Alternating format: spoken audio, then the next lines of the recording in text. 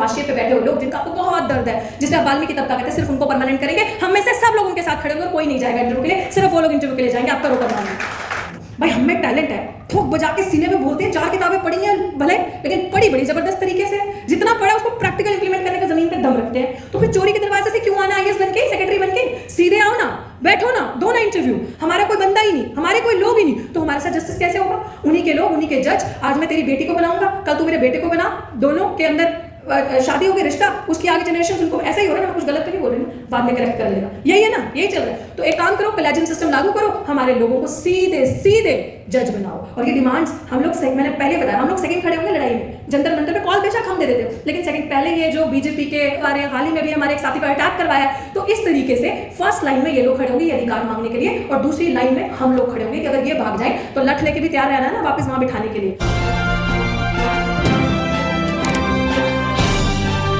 आप देख रहे हैं पब्लिक आवाज टीवी।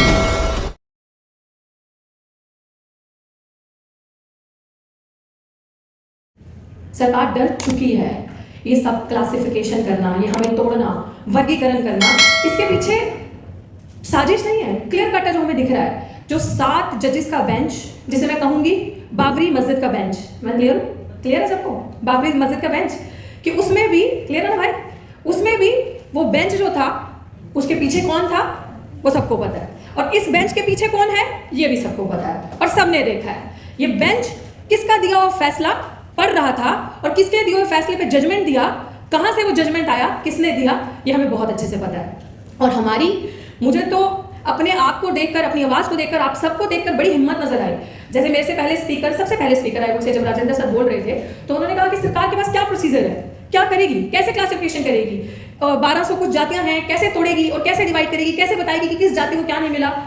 पर मुझे लगता है कि हमारे पास प्रोसीजर है, मेरे पास प्रोसीजर है, और अगर ये प्रोसीजर आप सब लोग मेरे साथ मानो तो जो लास्ट में स्पीकर बोलता है ना उसके लिए फायदा होता है कि सबने फैक्चुअल डेटा दे दिया, सबने अपनी अपनी बात कर दी, सबने सब कुछ कर दिया, दोहराने की जरूरत नहीं है। अब बात करते हैं कि किस तरीके से इस प्रोसीजर जो है वो सरकार को दिया जाए।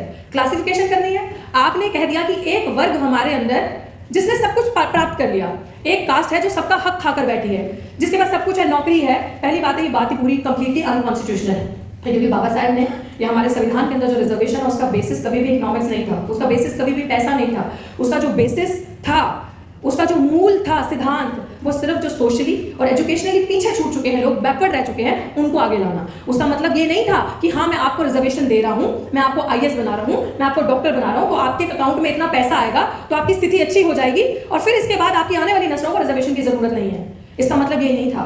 सोसाइटी के अंदर अगर मेरा बाप आईएएस है या मेरा बाप डॉक्टर है, तो क्या आप मुझे उन गंदी निगाहों से देखना बंद कर दोगे? आप मुझे मेरे साथ छुआछूत जातिवाद करना बंद कर दोगे? आप मेरे साथ जो सोसाइटी के अंदर हाल होता है कि अगर आप जितनी पोजीशन पे जाते हो उतना आप इनकी आंखों में खटकते हो। आपने हाल ही में, मुझे लगता है मेरा आंदोलन सबने ही देखा होगा, जो बहुत बार हम चिल्ला चिल्ला के कहते हैं कि जब हम उस लेवल पे पहुंच जाते हैं, जब हम अपनी आवाज उठाते हैं, तब हम we become more glaring to their eyes. हम ज्यादा उनको दिखते हैं और ज्यादा चुपते हैं कि ये चंद बच्चे, ये चंद पढ़ लिख कर आके प्रोफेसर जब बोलते हैं, ये विरोध दर्ज करवाते हैं, अगर इसके जैसे रिजर्वेशन का लाभ उठाकर सभी ऐसे हो गए, सभी ऐसे निकल गए, तो हमारी तो पोल पट्टी खुल जाएगी, हम कहां जाएंगे। लेकिन शायद वो ये भूल चुके हैं कि रिजर्वेशन लेने वाले we are not the first ones. हमसे पहले 3000 साल का रिजर्वेशन, 100% रिजर्वेशन, वैदिक रिजर्वेशन किसने लिया था? किसको अधिकार था पढ़ने का? किसके दादा बाबा, किसके दादा सीजीआई है?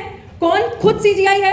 किसका बेटा जज है? मेरा दादा तो नहीं है, मेरा बाप तो नहीं है, मैं तो नहीं हूं। तो फिर 100% कोलेजियम सिस्टम से बैठने वाले कौन है? तो मुझे लग रहा है कि मेरे पास कुछ टेक्निकल पॉइंट्स हैं जो मैंने हाल ही में अपने मीडिया के साथियों के साथ जंतर मंतर पे 21 अगस्त को शेयर किया था। आप सब इंटेलेक्चुअल्स हैं और आप वाकई में क्रीमी लेयर नहीं, क्रीम है, इसलिए वो आपसे डरते हैं।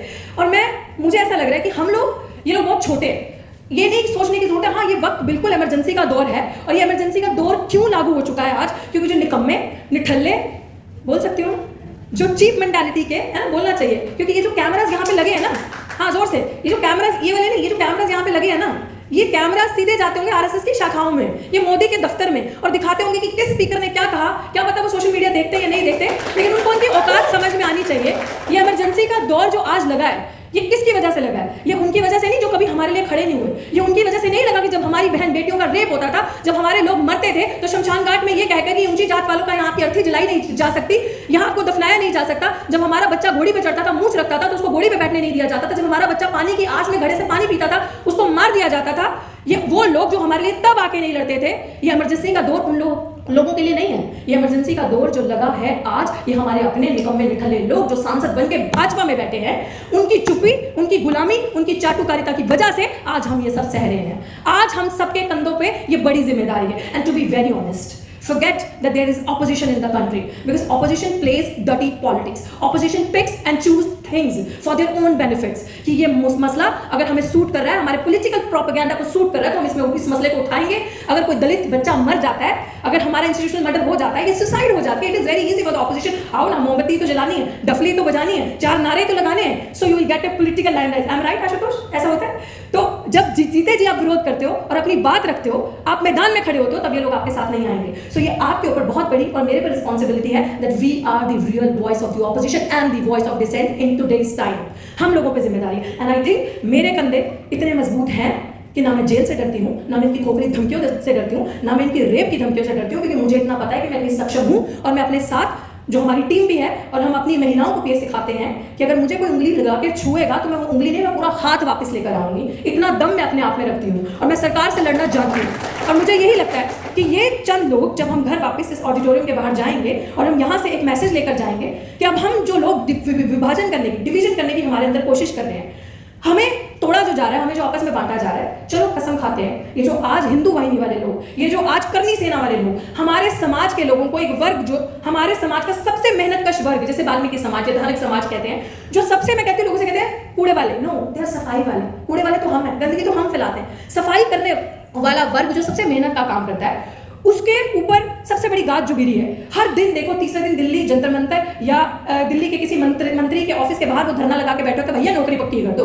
भाई ठेकेदारी प्रथा हटा दो, हमारी जो नौकरी है, 4th ग्रेड 3rd जो भी है, इसको पक्का कर दो। सरकार ने नहीं किया ना, आपने पक्का नहीं किया, और आप ये कह रहे हो कि आपका हक ये वाली जाति वाले लोग खा गए। इन लोगों के लोग पढ़ के IAS बन गए, डॉक्टर बन गए, XYZ बन गए, लेकिन ये आपका हक खा गए। हम हक नहीं खाए, हमने हक नहीं खाया। सरकार ने जो उनका हक अधिकार बनता था, जो 12वीं पास तक फ्री एजुकेशन का जुमला दिया, वो 12वीं पास तक नहीं चाहिए। 12वीं पास किया हुआ बच्चा IAS नहीं बन सकता, 12वीं पास किया हुआ बच्चा बड़ी बड़ी पोजीशंस पे जाकर नहीं बैठ सकता। उनको free higher education till PhD और whatever they want to do, वहां तक उनको फ्री एजुकेशन मुहैया कराया जाए, नंबर 1। ये मेरा पहला सुझाव है, जिसके लिए ये ध्यान से सुनना, हम नहीं, हम सेकंड में खड़े होंगे, सेकंड लाइन में। पहली लाइन में कौन खड़ा होगा? भारत की जो आज वर्तमान सरकार है, वो भ्रष्ट जनता party, which is BJP, Bharatiya Janata party, वो दूसरे नंबर पे खड़े होंगे हिंदू सेना, करनी सेना, व्हाटएवर द सेना, this so called anti social elements, जो इनके संगठन है, वो जो आज हमारे समाज के लोगों को उकसा रहे हैं और आपस में लड़ा रहे हैं, वो हमारा अधिकार मांगेंगे बैकलॉग का। नौकरी हमने नहीं खाई, हमें NFS किया, हमें जब हम इंटरव्यू देने जाते हैं, अब बेंच फुल ऑफ लिटरली वो खुद नॉट सूटेबल लोग हैं जो हमारा इंटरव्यू लेते हैं, वो खुद जुगाड़ से, वो खुद लोगों के गॉडफादर अंदर बैठे होते हैं, जो वहां बैठ के हमारा इंटरव्यू ले रहे होते हैं, और वो खुद सूटेबल नहीं है उस पोस्ट पे बैठने के, पढ़ाने के। अगर गॉडफादर ना हो इंटरव्यू के अंदर, तो ये लोग सिलेक्शन कमेटी से पास ही नहीं हो सकते। ये रियलिटी है इंस्टीट्यूशंस की। और ये लोग हमें नॉट फाउंड सूटेबल करके, अभी हाल ही में political science department Delhi university में एक OBC पोस्ट पे इंटरव्यू था, NFS कर दिया। सबसे ज्यादा धांधली जो हो रही है सोशल, ये स्कूल ऑफ ओपन लर्निंग जो है, वहां पे सबको NFS किया जा रहा है। वो बहुत सोची समझी साजिश है। वो पोस्ट NFS करके बैकलॉग में डाल देंगे, और वो बैकलॉग रोस्टर कब घूम के वो पोस्ट जर्नल में चली जाएगी, और वो बैठ के वहां पे लाभ ले रहे होंगे, और हमारे वाले गद्दार दलाल तालियां पीट रहे होंगे। और हमारे वाले दलाल और गद्दारों में बेंच के अंदर बैठ के इतनी हिम्मत नहीं होती, जो होती, जो एक्सपर्ट बन के जाते हैं इंस्टीट्यूशंस के अंदर, कि वो वहां बैठ के ये बोल सके कि नहीं, मैं स्टैंड अलोन हूं, मैं अकेला खड़ा हूं, आप ये गलत कर रहे हो। वो वहां ताली थपथपाते हैं, और वो जो फैसला बाकी 5-7 लोग बैठे होते हैं, वो देकर आ जाते हैं। तो हमारी दूसरी डिमांड जो सबसे बड़ी होगी कि हमारा जितना भी बैकलॉग है, हमें वो दिया जाए, और मात्र 1 साल के टाइम बाउंड के अंदर वो बैकलॉग पूरा का पूरा भरा जाए, और उन बैकलॉग की सीट्स पे 1 महीने के अंदर, ज्यादा टाइम नहीं लगेगा, सिर्फ टेक 1 मंथ। इस गवर्नमेंट को मैं चैलेंज कर रही हूँ कि 1 महीना लो और हमारे साथ फेयर डिस्ट्रीब्यूशन करना है, तो 1 महीने के अंदर सिर्फ और सिर्फ उन बैकलॉग की पदवियों पे, चाहे वो डॉक्टर्स के अंदर हो, चाहे वो इंस्टीट्यूशंस के अंदर हो, चाहे वो नॉन टीचिंग, चाहे वो टीचिंग का हो, आप सिर्फ और सिर्फ हमारे समाज के जो हाशिए पे बैठे हो लोग, जिनका आपको बहुत दर्द है, जिसे आप वाल्मीकि तबका कहते हैं, सिर्फ उनको परमानेंट करेंगे। हम में से सब लोग उनके साथ खड़े होंगे, और कोई नहीं जाएगा इंटरव्यू के लिए, सिर्फ वो लोग इंटरव्यू के लिए जाएंगे। आप करो परमानेंट। आप यही सिस्टम रेप्लिका करो, ठेकेदारी प्रथा हटाओ, प्राइवेट सेक्टर हटाओ। आप उनका जो आपने आउटसोर्स किया है ठेकेदारी प्रथा, जो उनके जो लोग नौकरियां मांग रहे हैं, उनको भड़काया है, आप उनको परमानेंट करो। हमें से हमारा लोग कोई नहीं जाएगा। And the third most thing, कि जो भाई चोरी के दरवाजे से आना, भाई हमें टैलेंट है, ठोक बजा के सीने में बोलते हैं 4 किताबें पढ़ी हैं भले, लेकिन पढ़ी बड़ी जबरदस्त तरीके से, जितना पढ़ा उसको प्रैक्टिकल इंप्लीमेंट करने का जमीन पे दम रखते हैं। तो फिर चोरी के दरवाजे से क्यों आना? IAS बन के, सेक्रेटरी बन के? सीधे आओ ना, बैठो ना, दो ना इंटरव्यू, तब आपको लेटरल एंट्री से चोरी से आना है। तो मेरा चौथा सुझाव, जो 45 सीटें सरकार ने निकाली थी कि 45 सीट्स लेटरल एंट्री से भरी जाएंगी, जिसमें अगर रोस्टर या अगर प्रॉपर इंप्लीमेंटेशन रिजर्वेशन पॉलिसी का फॉलो होता तो best of my understanding 12 OBC की होती, 6 एससी की होती और 3 एससी की होती, जो मेरी अंडरस्टैंडिंग है। तो एक काम करो, वो 45 सीटें, कुछ हमारे समाज के लोग गए थे वहां पे सरकार मोदी से मिलने और बोलने के लिए कि इसको वापस ले लो, ये गलत है, और मोदी जी ने दिखाया कि हाँ मैंने वापस, सरकार ने दिखाया मैंने वापस ले लिया। भाई वापस ना ले, इतना एहसान हम पे मत कर। तू एक काम कर कि जो 45 सीट्स तूने निकाली थी ना, तो वो सीधी की सीधी दोबारा निकाल के हमारे वाल्मीकि समाज को दे। सेक्रेटरी लेवल पे, बड़े बड़े डायरेक्टर लेवल पे सिर्फ और सिर्फ अगर लोग होंगे तो वो हमारे होंगे, हम लोग नहीं जाएंगे। आप अग्री करते हो? आप अग्री करते हो इस पॉलिसी से? अग्री? तो हम नहीं लेंगे, आप उनको दो। सरकार करेगी, जहां देने की बात आती है वो देगी, करेगी। तो ये चीजें हैं, जहां पे हकमारी करनी है वहां पे करनी है। अब लास्ट चीज आ जाती है कोलैजियन सिस्टम से। जजेस अब आओ, आज 7-8 जजेस का बेंच बैठ गया कोलैजियन सिस्टम से। प्रथा चलती आ रही है सुप्रीम कोर्ट में, हमारा कोई बंदा ही नहीं, हमारे कोई लोग ही नहीं, तो हमारे साथ जस्टिस कैसे होगा? उन्हीं के लोग, उन्हीं के जज। आज मैं तेरी बेटी को बनाऊंगा, कल तू मेरे बेटे को बना, दोनों के अंदर शादी हो गई, रिश्ता, उसकी आगे जनरेशन, उनको ऐसा ही हो रहा है ना, कुछ गलत तो नहीं बोल रही ना, बाद में करेक्ट कर लेना, यही है ना, यही चल रहा है। तो एक काम करो, कोलैजियन सिस्टम लागू करो, हमारे लोगों को सीधे सीधे जज बनाओ। और ये डिमांड्स हम लोग, मैंने पहले बताया, हम लोग सेकंड खड़े होंगे लड़ाई में, जंतर मंतर पे कॉल बेशक हम दे देते, लेकिन सेकंड पहले ये जो बीजेपी के सो कॉल्ड इंटेलेक्चुअल्स जिन्होंने ये तालियां बजा रहे हैं, हमारे लोगों को उकसा रहे हैं, लड़ाई करवा रहे हैं, हाल ही में भी हमारे एक साथी पर अटैक करवाया है, तो इस तरीके से फर्स्ट लाइन में ये लोग खड़े होंगे ये अधिकार मांगने के लिए, और दूसरी लाइन में हम लोग खड़े होंगे कि अगर ये भाग जाए तो लठ लेके भी तैयार रहना है ना वापस वहां बिठाने के लिए, तो वहां हम इनके स्वागत के लिए खड़े रहेंगे। सो दिस इज हाउ ये सारी चीजें, मुझे लगता है कि बेसिक बात यह है, क्योंकि देसी भाषा में हमारे जो समाज का पिछड़ा वर्ग जो पीछे रह गया हर हालत में, उसको समझाने की जरूरत है कि कहाँ आपके साथ ठगी हो रही है। मुझे ये लगता है कि जो पिछले 15-20 सालों से हम लोग सिविल सर्विसेज का एग्जाम, जो कि थोड़ा सा माना जाता था कि ये एक फेयर प्रोसीजर है, जो कि अब नहीं रहा। आपने नीट में देख लिया क्या हुआ, आपने देख लिया कि किस तरीके से लेटरल एंट्री से लोगों को घुसपैठ करवा रहे हैं, लेकिन जो फेयर सिस्टम माना जाता था, हमें लगता था कि ठीक है सिलेक्शन प्रोसेस सही है, उसमें इनको ये चीज लगी कि 15-20 सालों से जो दलित, आदिवासी और मुस्लिम समाज के बच्चे जो हैं, ये सिर्फ पास करके आ नहीं रहे, ये टॉप कर रहे हैं। तो जब टॉप कर रहे हैं तो बड़ी पोजीशंस मिलेंगी, तो बड़ी पोजीशंस मिलेंगी तो डिसीजन मेकिंग बॉडी में रहोगे, उस बॉडी में रहोगे तो डिसीजन मेकिंग बॉडी में जब आपके लोगों के लिए कुछ ऐसा डिसीजन बन रहा होगा, बड़े बड़े ब्रेन्स बैठ के वहां पे, ब्यूरोक्रेट्स बैठ के कुछ गड़बड़ी कर रहे होंगे, तो ऑब्वियसली जहां के हो, अगर जमीर जिंदा है तो बुरा और डर तो लगेगा ना उन लोगों के लिए। तो वो एक प्रॉपर प्रोसीजर फॉलो करके साजिश के तहत ये चीजें हो रही है कि रिजर्वेशन का एक ढांचा रह जाए और अंदर कुछ ना बचे इनके लिए। लेकिन इन सब चीजों को हमें एक साथ देखने की जरूरत है, चाहे वो जुडिशरी हो, चाहे लेटरल एंट्री हो, चाहे ये सब क्लासिफिकेशन हो रहा है, ये सब कुछ मिला हुआ, ये कहीं पे भी अलग नहीं है। तो मुझे ये लग रहा है कि सब चीजों को समझते हुए आज इस इमरजेंसी के दौर में अगर हम अपनी जिम्मेदारियां, अपनी चीजें समझ लें, पे बैक टू सोसाइटी अम्बेडकर साहब ने कहा था, तो पे बैक टू सोसाइटी यही है कि अगर मेरे पास कोई गुण है, कोई समझ नहीं आ रही किसी को, कोई ग्रुप है, जैसे हाल ही में मेरी कुछ वाल्मीकि समाज के लोगों के साथ मीटिंग हुई, there were few ladies who are working on contractual basis, सफाई कर्मचारियों के पोजीशंस पे कल ही रात में डिबेट हो रहा था, बात हो रही थी, उन्होंने मुझे कहा कि हम बहन जी की लड़ाई नहीं चाहते, हमारे समाज में ये जो डिवीजन क्रिएट हो रहा है हम नहीं चाहते हमारा समाज टूटे, बस हमें एक ही जो है सरकार ने सालों से ये लालच दिया हुआ है कि आपकी नौकरी पक्की हो जाएगी, और अभी हमें 15,000 रुपए मिलते हैं और हमें लगता है जब हम पक्के हो जाएंगे हमारी आर्थिक स्थिति बढ़ेगी तो हम आगे जाएंगे। लेकिन तो मैंने उनसे सवाल किया कि आप क्या करती हो, आपकी बेटी क्या करती है और आपके बच्चे कितने हैं, क्या करते हैं? तो शी सेड कि मेरे पूरे खानदान में, मेरे जवाई से लेके, मेरी बेटी से लेके, मेरे पति से लेके सब सफाई कर्मचारी हैं और उनका एजुकेशन 10वीं से ऊपर नहीं है। समझ रहे हैं आप स्थिति? तो रिजर्वेशन अगर हटाना और ये कहना कि हम अधिकार खा गए, और वो तो एक ड्रामा होकर रह गया ना कि जब उनको एजुकेशन फ्री देना सबसे पहला स्टेप है कि पढ़े, आगे आए और उस रिजर्वेशन का लाभ ले सके। तो साथियों, अभी ये भी चीज़ आपके बीच में बोलना बहुत जरूरी है। हमारे पूर्व मंत्री राजेंद्र पाल जी यहाँ बैठे थे, उन्होंने कहा कि दिल्ली सरकार का मतलब मंत्री हैं, तो मैं उनसे कहना चाहती थी, वो चले गए। हाँ, एक सब कंपोनेंट प्लान है, SC/ST सब प्लान, आप इसके बारे में जानते हैं? इसको प्लीज इसके बारे में पढ़िएगा। SC/ST सब प्लान कहता है सेम, सोचिए हमारे जो महापुरुष थे, 1 मिनट में 2 मिनट ओके, ये बहुत जरूरी है आपको बताना, क्योंकि जब मैं गांव में या कहीं रूरल एरियाज में जाती हूँ सभाओं के लिए, तो लोगों को नहीं पता होता, बट आई थिंक अगर मेरे थ्रू आपको ये पता चलेगा, क्योंकि मैंने कोर्ट पे पिटीशन डाला है, तो ये हमारे, मैं कह रही थी हमारे महापुरुष कितने यहाँ से स्ट्रॉन्ग, और उनका इंटेलेक्चुअल लेवल देखो कितने विजनरी थे वो, कि उन्होंने उस टाइम पे कहा जिसकी जितनी संख्या वाली उसकी उतनी हिस्सेदारी। और यही SC/ST सब प्लान कहता है कि जहां पे शेड्यूल कास्ट, शेड्यूल ट्राइब की जिस भी स्टेट में जितनी पॉपुलेशन है, बजट का उतना हिस्सा सिर्फ और सिर्फ उनके वेलफेयर के लिए इस्तेमाल होगा। तो SC/ST सब प्लान का मतलब कि अगर दिल्ली में शेड्यूल कास्ट पॉपुलेशन 17% है, चलिए पंजाब की बात करते हैं, हाईएस्ट पॉपुलेशन इन इंडिया, मैं वहां से आता हूं, तो वहां पे 33% शेड्यूल कास्ट पॉपुलेशन है according to the census of 2011। अब वहां पे कहना है कि सरकार अगर 100 रुपए बजट दे रही है साल का, तो उसमें से 33 रुपए जो है वो सिर्फ और सिर्फ schedule caste community, schedule tribe community के वेलफेयर के लिए लगेगा। वो फंड आप डाइवर्ट नहीं कर सकते, वो फंड अगर बच जाता है 1 साल का तो उस फंड को आप खत्म नहीं कर सकते, वो मल्टीप्लाई होगा, वो मल्टीप्लाई होता जाएगा, सरप्लस होता जाएगा, उसको आप सिर्फ और सिर्फ इनके वेलफेयर के लिए लगाओगे।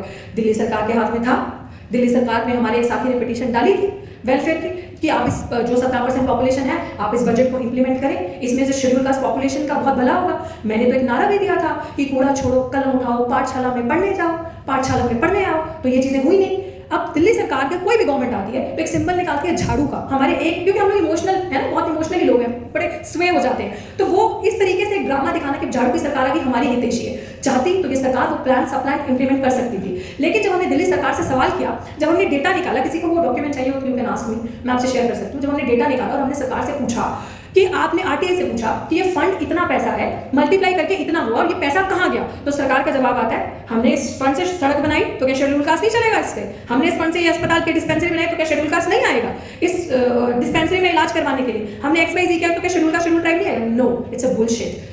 वो जो संवैधानिक प्रोविजन है उसका कहना यह है कि इस फंड के तहत, इस कंपोनेंट प्लान के तहत सिर्फ और सिर्फ इनके बच्चों को स्कॉलरशिप्स, इनके बच्चे अगर फॉरेन पढ़ने जाना चाहते हैं उसकी स्कॉलरशिप्स, इनके बच्चे अगर यूपीएससी वगैरह IAS की कोचिंग लेना चाहते हैं उसकी स्कॉलरशिप, नरेगा वर्कर्स जो लोअर लेवल पे काम करते हैं उनको लोन्स, उनकी स्थिति अच्छी, जो लोग नंगे बदन सीवर के अंदर उतर रहे हैं उनके लिए ऐसी चीजें, ऐसी मशीन्स बनाई जाए कि उनका वो वहां पे शोषण रुका जाए, उनके साथ वो जो मैनुअल स्कैवल नहीं करते हैं वो रुकी जाए।